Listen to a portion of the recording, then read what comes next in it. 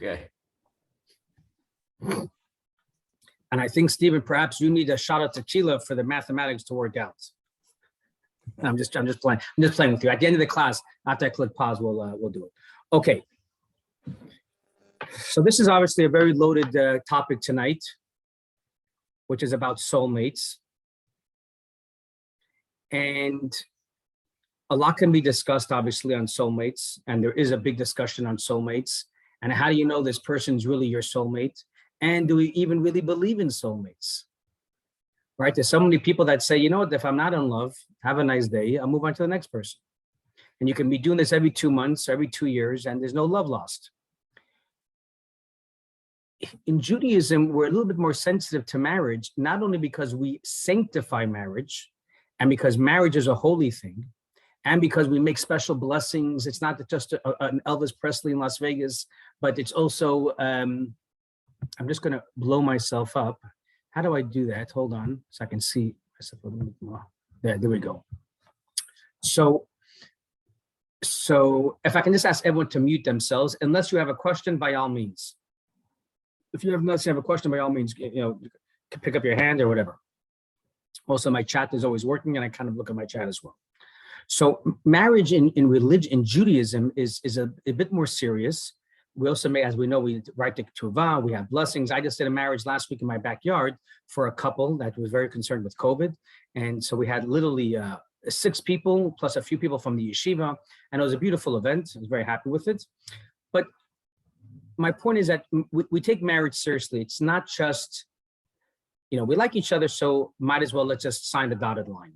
That's the way the Goyim do it. Now, it doesn't mean to say that we don't believe in divorce. We have many psukim, many verses in the Torah that talk about divorce. We have a whole tractate, Gittin, in the Talmud that deals with divorce. So we're not like some other religions that are so extreme about their marriage that no matter what, they don't get divorced, even if the marriage is bad. This also Judaism does not believe it. If it's unhealthy, stable marriage, it's a problem for the spouse or for the children. Have a nice day. So obviously in life, we have to find the right medium. We have to find the right medium. But going back to the source and to the references, where do we truly see the discussion of soulmates in Judaism? Now, the first marriage we see is actually in the Torah.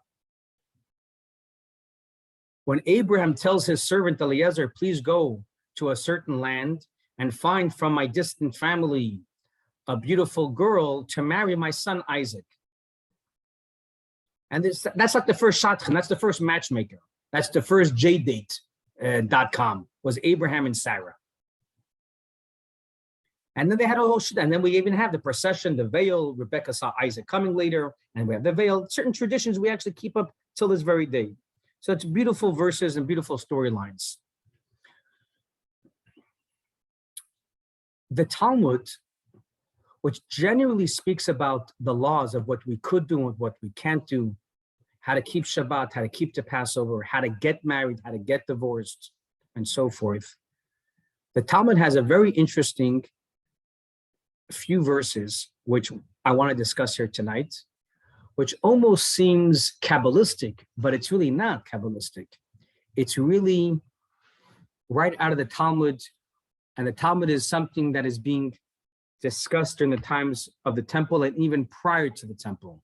So these are the rabbis, the same rabbis that talked to us about, the same rabbis that spoke to us about what we could do and what we can't do, and explaining to us the 10 Commandments and 630 Commandments and so on and so forth. These same rabbis in the Gemara and the Talmud, which I'm going to share now on the screen. So I'm sharing the screen. Again, you have it on the syllabus that was emailed out to you today. You also have it in the PDF that Lisa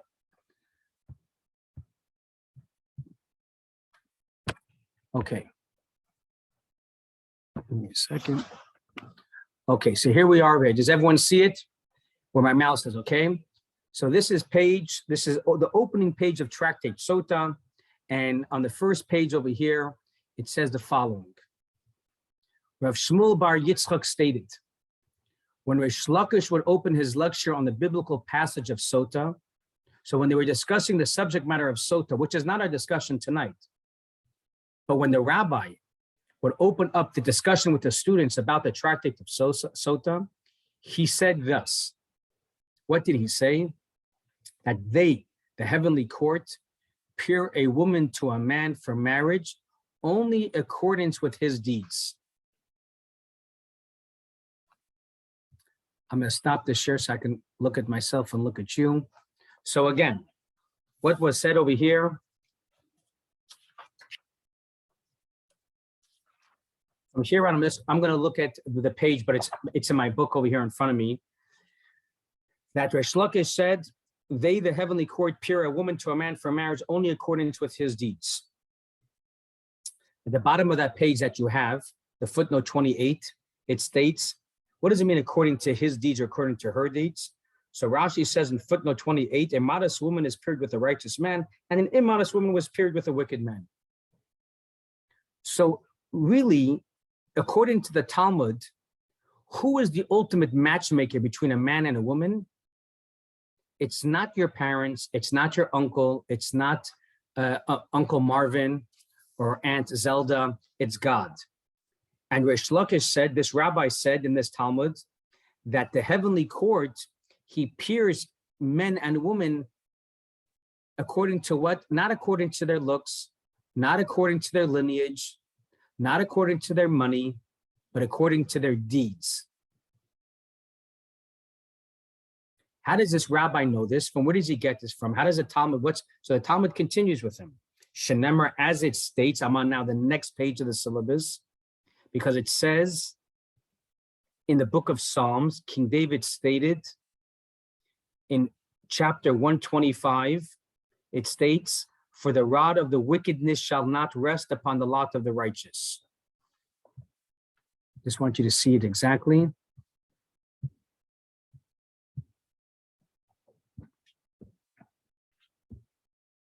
As it is stated, where my mouse is, for the rod of the wickedness shall not rest upon the lot of the righteous. So God does not want, let's just say, my daughter to marry a Bernie Madoff type of person, let's just say. Because it should be according to their deeds. At least I'm saying that I hope my daughter is not going to be such a kind of person, right? So you hope my daughter is modest, my daughter is going to be a good girl, and she will be paired up with another individual, another gentleman that has good deeds. Okay, so this is the opening Roman numeral 1. When you talk about soulmates or people getting paired up, so that's what the Talmud tells us. We're going to discuss a little bit more, of course, in our English terminology, what does a soulmate mean? But then anyways, I just want to continue over here. Rabbi Bar Chana said in the name of Yochanan, I'm on the next paragraph, and it is as difficult for the omnipresent, it is as difficult for God to match up a man and a woman for marriage, that is, not to be boyfriend and girlfriend, as it was difficult to accomplish the splitting of the Red Sea. So again, let me read this quote. And it is as difficult for God to match up a man and woman for marriage as it was to accomplish the splitting of the Red Sea.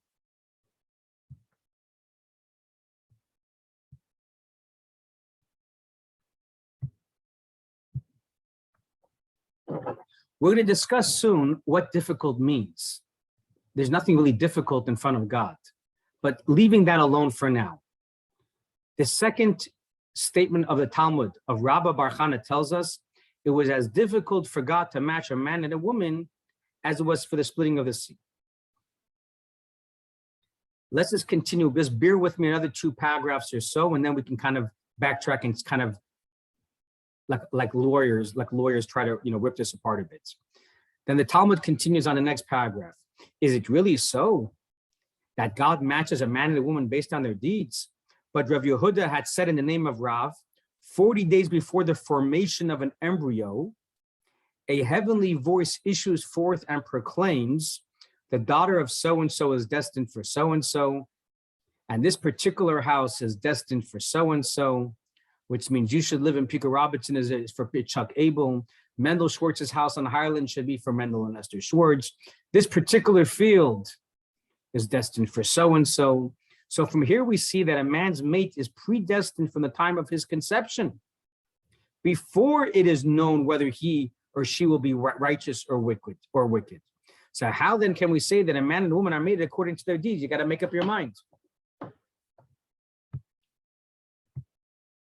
So we have a major question here in the Talmud in regards to soulmates.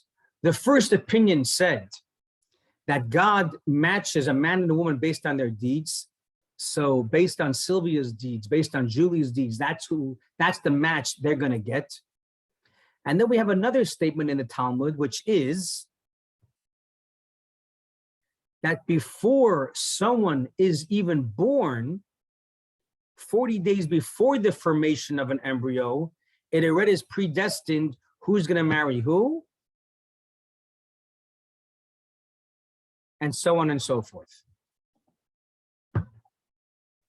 How much money Larry and Shira are going to have, where they're going to live, everything is predestined. So if it's predestined before a person is born, before their life character traits were developed, before they became wicked or before they became righteous, so then we see that a person is being matched up not based on their deeds, not based on their actions, but it's simply based on whatever God wants from the beginning of time, from before the formation of you being an embryo even.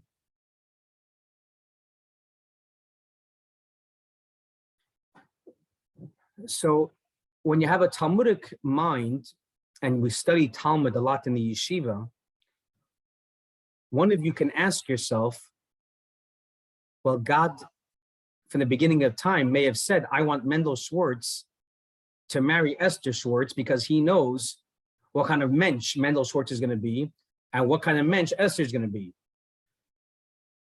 So there's no conflict here. We can say from the first opinion, God matches man and woman based on their deeds, and that does not conflict with God preordaining a man and a woman from the beginning of time, because God knows who's going to be a mensch in 2021.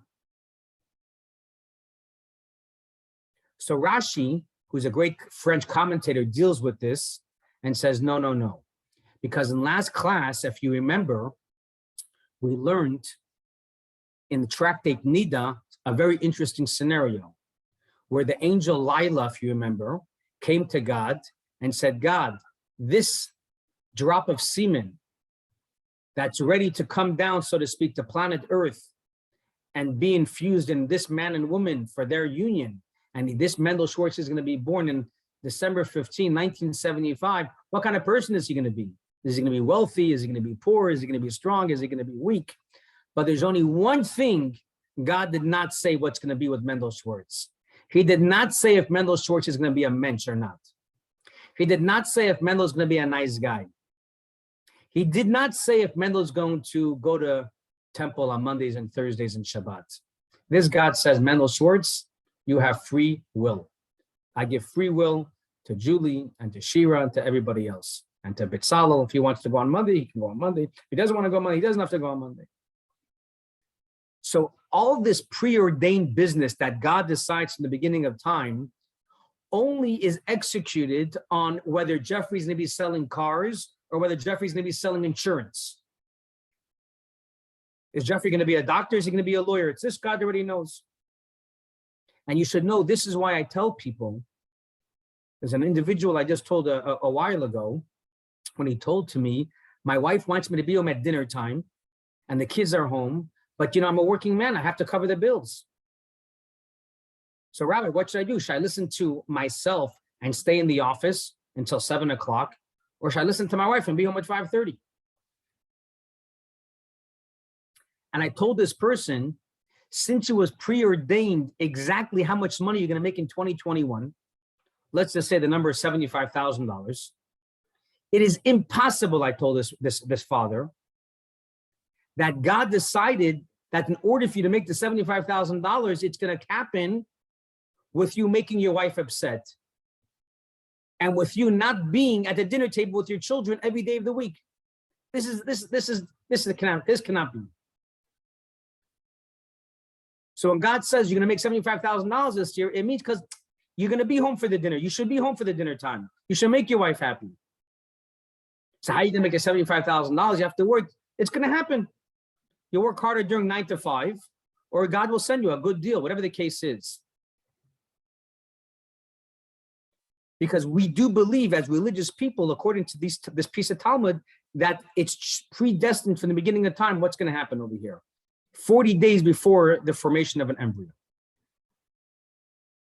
I don't want to get sidetracked for a moment, but just if you could use your brain cells with me just for a moment, that this very hot topic of abortion, there are opinions that state,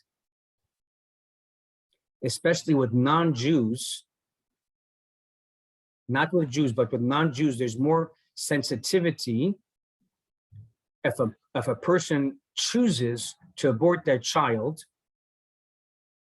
Now, this is a very complicated discussion amongst especially the religious rabbis, but there is an opinion that allows abortion within the first 40 days from conception and then 40 days afterwards. So not after 40 days in the second trimester or even at the end of the first trimester, but just the first 40 days, there is opinions that state it's okay. Why? From a piece of Talmud like this, because the Talmud here is telling us that the formation of the embryo is on day 40. And God decides 40 days prior to the formation of the embryo, who is going to be who is going to be with who is going to be destined with who is going to be weak and who's going to be poor and this and that, and who's going to be living on Highland and Pico and everything else. So until you have an embryo, so it's but after the embryo, so everyone says no, it's already a child. But some people, but obviously most rabbis disagree with that. I'm just pointing it out, and many of the rabbis say, many rabbis who disagree point to this piece of Talmud because they say, look, 40 days before the formation of the embryo, God already decided what's going to be with this child.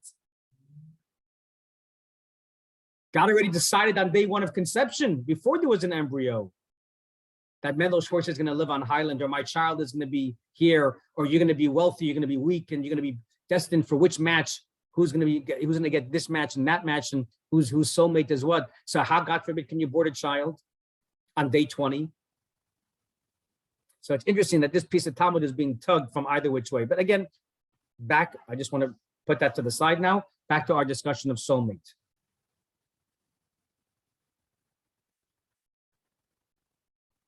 So we're back to our discussion that God decides everything from the beginning of time, from conception. But there is one thing that God does not do. He does not take away your free choice to be a mensch, to be a kind person, to do a mitzvah. If you want to be a religious, traditional Jew or not.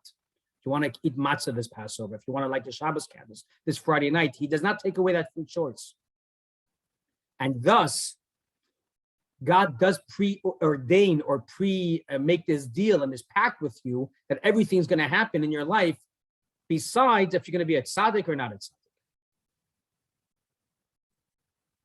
So now we're back to our original question. We have the first part of the Talmud that we read tonight that stated that God decides who's going to be matched with who based on their deeds, if you're going to be a mensch or not.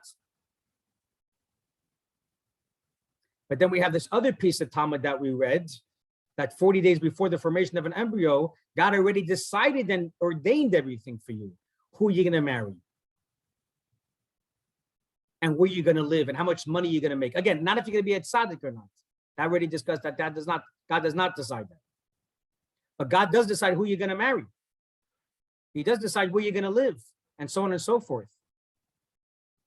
So how does that work with the first part of the Talmud that stated that God is going to match you up based on your good deeds or not? If he's matched based on your good deeds or not, then he has to wait to see how you're doing. He has to wait till you hit 19 years old or 25 years old and see if you're a mensch or not. So decide, does he wait based on when you're going to be a mensch in your 20s and 30s, or does he decide this before you're born or before the formation of an embryo? So let's continue now in the Talmud, which gives us the answer.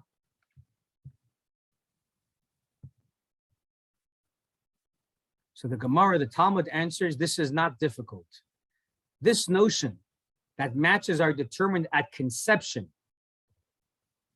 40 days before the formation of an embryo, that's when God decides who's going to be getting married to who. That was stated concerning a first union. And this notion that one's mate is contingent on his conduct or her conduct was stated concerning a second union. So at face value, that means, are we dealing with the first marriage or are we dealing with your second marriage? According to this piece of Talmud, if it's your second marriage, you already got divorced and now you're going on your second round and you want to know, is God still involved in me finding my bashert? The answer is, of course, God is still the matchmaker. How does he determine this? How does he determine who you're going to marry? Based on your deeds. How are you acting? How is she acting? The first marriage is not based on your deeds. The first marriage was preordained indeed at the time of conception. So that couldn't be based on your deeds. That was because God had a certain, he has his own way of doing things. He's like an IBM computer, and he decides things beyond our understanding.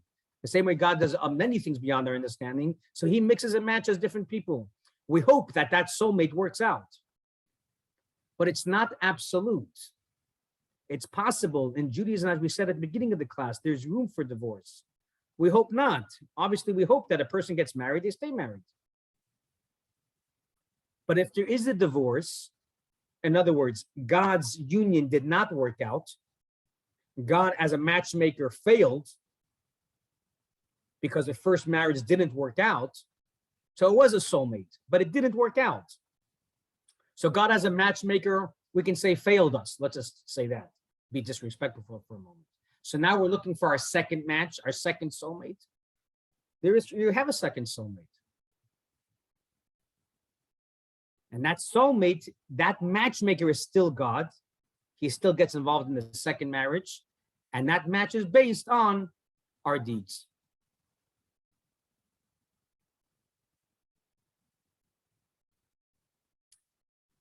There's a lot of commentary on this first union and second union. Some people don't refer to it as the first marriage and the second marriage, like I just explained, but they refer to it as the ideal soulmate. Your ideal soulmate should be Mr. So-and-so. But sometimes things happen and, geographically undesirable and she's the right one for you, but you just can't do it because she lives too far or she has 2 kids and you just don't want to do it. So you have a second union. The Talmud, when it says a second union, it's referring to your non-primary soulmate. We'll call it that.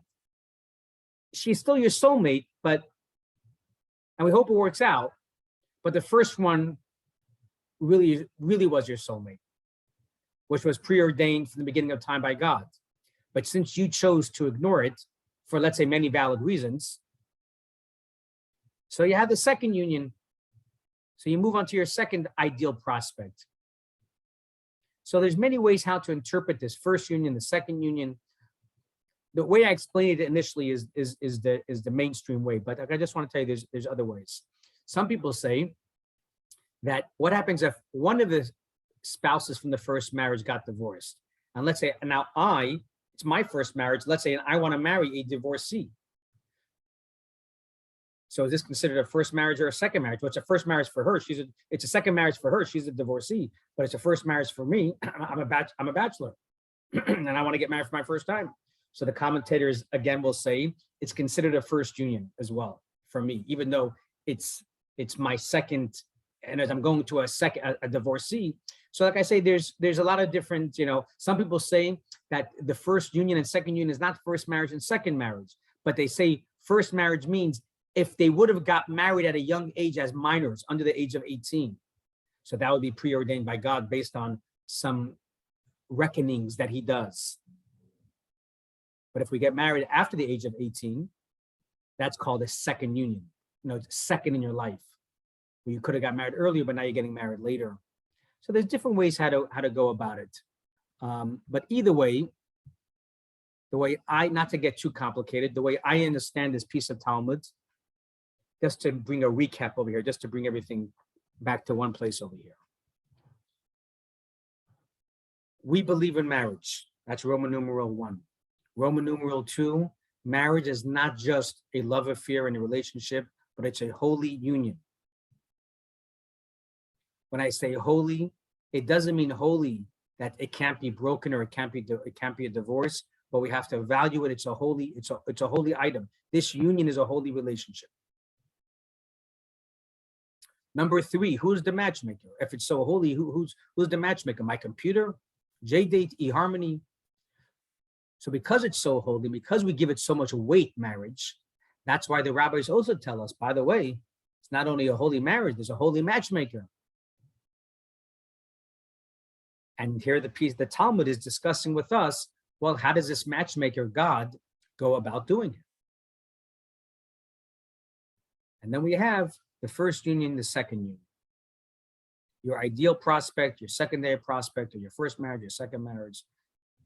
But either way, even if you're on your second or even on your third marriage, there is still a God aspect in being a matchmaker, helping two people get together.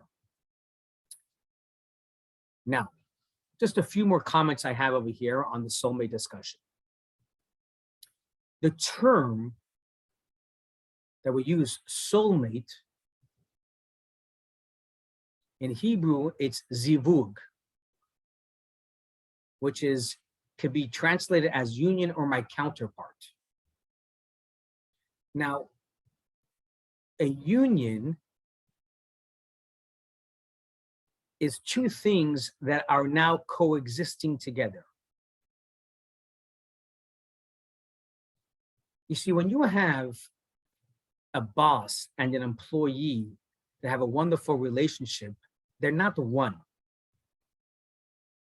They're not soulmates, even though they work wonderful together, the employer and the employee. They have a wonderful working relationship and they work wonderful together, but we don't say unto them that there is this coexistence, there is this unity, there's this oneness. We can say they're making a lot of money together. We can say they work well together, but we don't use terminology that they are like this union as an employee and employee. They're two people. Right now it's working wonderful together and we're very happy for them. But we don't use the terminology a union. With the husband and a wife, the reason why we give the term a union or a zivug is because the religious outlook is that I am actually somewhat incomplete when I'm living alone as a bachelor. It's nice to be a bachelor. It's a lot of fun, and I'm very happy, but it's somewhat incomplete as far as my destiny goes, as far as my life is concerned. I become complete when there's a union, when there's a marriage. This union of man and woman makes me complete. It's not that I, Mendel Schwartz, as a bachelor, I'm becoming a better person because now I'm married. It's not that I'm becoming a better person. It's rather I'm becoming complete. I found my zivug, my counterpart, Ezer connector, very good. Adam was incomplete until he had Eve in his life. The world couldn't exist just with Adam. God said and felt that Adam needed to be complete. He needed an Eve. Not a Steve, but an Eve. So that's called a soulmate. Okay. Another thing I want to discuss over here, and we'll end off with this idea, which we said when we said it was difficult for God. Remember we said a little bit before, it was as difficult for God to put a man and a woman together as it was for splitting of the Red Sea. So what's this difficult business? What do we hear? What do we see? It's difficult for God. God created the world in 6 days. He created the sun and galaxies. He created the ocean. What do you mean it's difficult for God to split the ocean? He made the ocean. The Talmud says it's difficult for, imagine if I, Mendel Schwartz, went around as a religious rabbi, and they say difficult for God. Right? They'd say, Mendel, find yourself another religion. So what's this business difficult? So for that, I need one more l'chaim, because we're going to go down a bit of a mystical path here. First of all, l'chaim. Everyone that has their zivuk and has their counterpart, God bless you. You should be very thankful and very lucky. And for those that are on their hunt for their second round or on their first round, it should be easy for you. And we're all rooting for you. And amen, I'm seeing the amens, Dina, very good. And God should make your life easy and happy and joyous with an Azer connected, with your soulmate, without a soulmate. Either way, you deserve, and everyone over here deserves to be happy. L'chaim, l'chaim.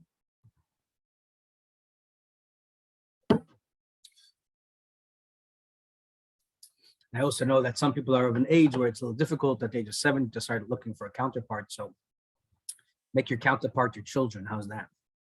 Okay. So what's this business of difficult for God? Okay, so when God created the ocean at the beginning of time, on the 3rd day of creation, I think it was.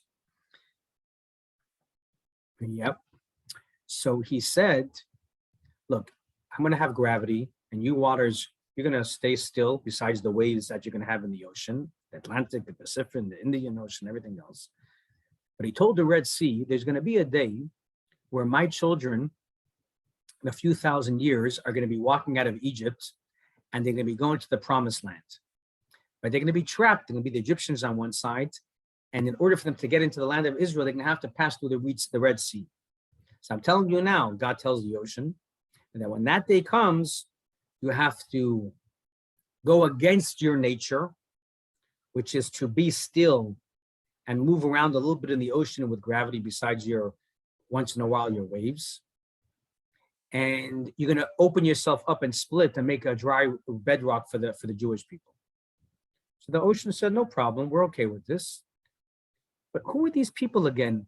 Who are these people that I have to split for? So in a few thousand years from now, when I have to split for them, and not for the Egyptians, but I have to split for the Jews, I'd like to know, who are these people? So why don't you show me, give me a prototype individual, give me what a Jew looks like.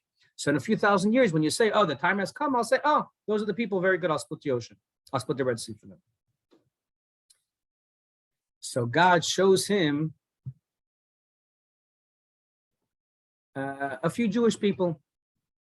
He shows him his Jewish people. So the ocean said, good, deal is on. Comes a few thousand years later, and the Jews are running away from the Egyptians.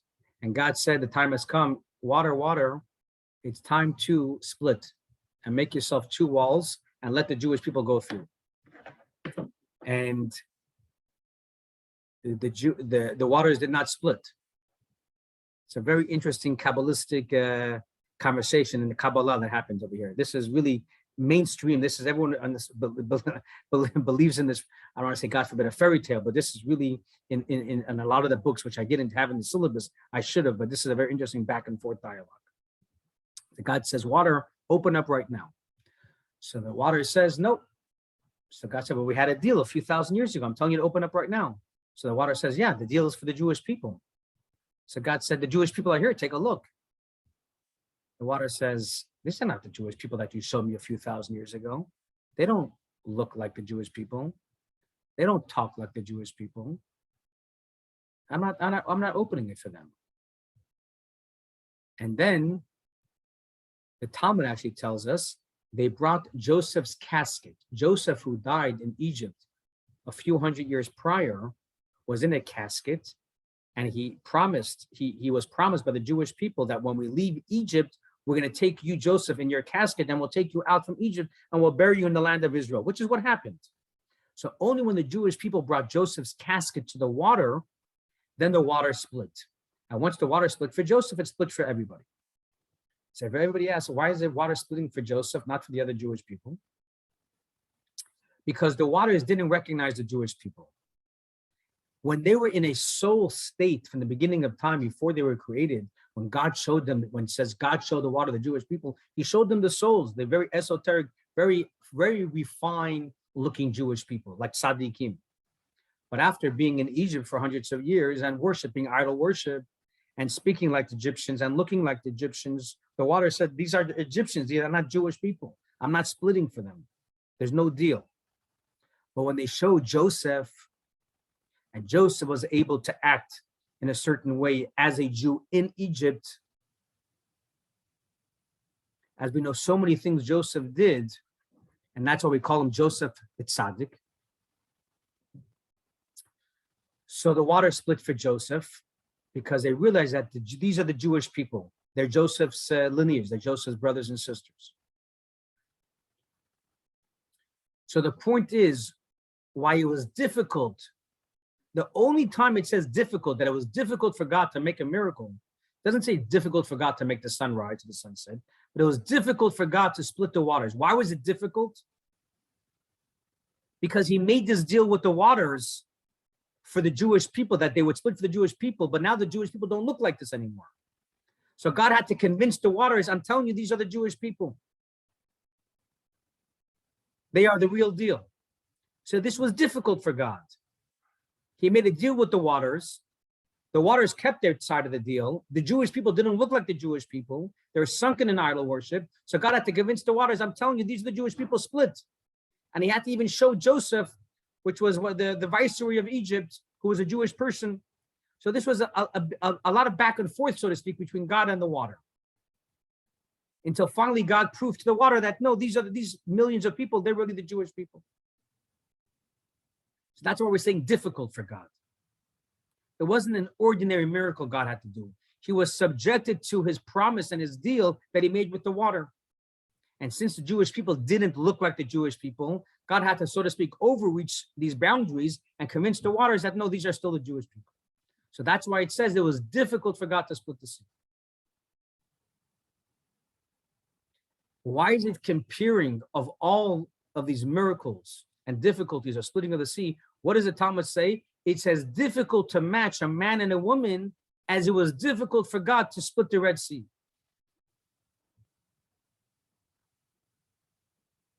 Why was it difficult for God to match a man and a woman? The same thing, the same idea. Because when God takes a male soul from the beginning of time, or he has a female soul, and he knows what their actions are going to be many years from now, that Mendel's going to be a mensch, that Sylvia is going to be a mensch, Julie is going to be a mensch, and I want certain people to mix and match up with each other. What ends up happening? A person lives in Los Angeles. They get caught up with the next iPhone. They get caught up with the next Spotify account and Netflix and everything else. And people don't grow up sometimes to look and to act the way their parents were hoping that they would be raised. So God says, Mendel swears he's going to do X, Y, and Z, but it doesn't play itself out that way. And same thing with the girl. The girl is God has a certain vision of what this girl is going to be, and the girl even has a certain vision what she wants to act like. But when it comes a few hundred years later, like the Jewish people by the Red Sea, or in our case, maybe just 20 or 30 years later after conception, I'm not exactly living up to my parents' expectations. I mean, my bubby, my zegi, they always love me unconditionally. They always love me, but I'm not as sweet as I used to be. I'm not as pure as I used to be. When I was 10, I always said yes. I was more of a listener, but I've become an adult. A teenager girl is not listening so quickly. So now it becomes difficult for God to start to mix and match these boys and girls together, these men and women together who are living on planet Earth for 20, 30, 40 years. They're not acting the way God envisioned at the time of conception.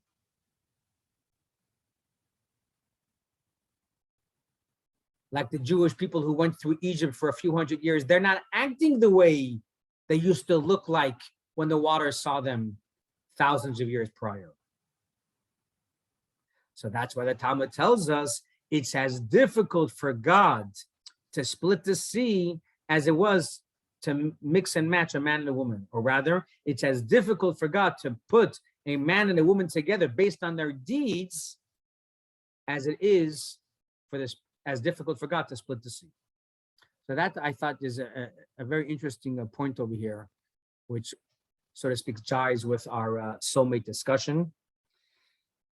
Obviously, there's a lot more that can be said, but as you know, in my classes, I always like to bring sources in Judaism. And of course, the main sources in our Jewish religion is the Chumash, the Torah. And of course, the second most important book is the Talmud. And it's for me, as someone that likes to study, and I like to study Hasidic literature and stories from the different Rebbes and the Baal Shem Tovs and so forth. But to me, it's always extra fascinating when I see some of these esoteric subject matters like soulmate, or souls needing to promise to God certain things, or God pledging that certain people are going to marry each other many years from now, how much money they're going to make, and so on and so forth. And we see these references and these sources straight from the Talmud, which is really the book of Judaism, of Jewish law and so forth. So it's always, I always enjoy that very much. And give me 1 second. I'm just trying to do a screenshot here. There it is. So anyways, again, thanks everyone. I'm going to stop the recording, but I'm going to allow everyone to stay on and to